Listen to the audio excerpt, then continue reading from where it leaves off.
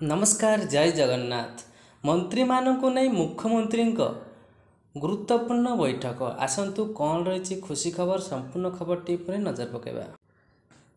मंत्री मानक नहीं मुख्यमंत्री मोहन चरण माझी अध्यक्षतार चली गुरुत्वपूर्ण बैठक।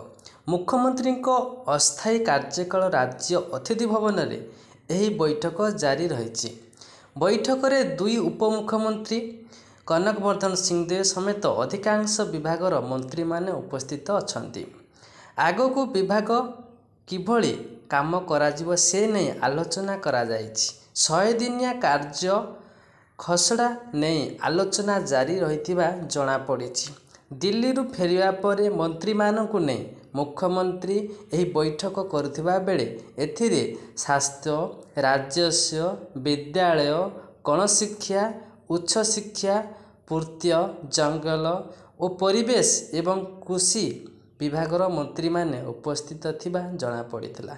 एते कहि रहउछु जय जगन्नाथ। आपण मन समय रहउ ए कामना करि रहउछु जय।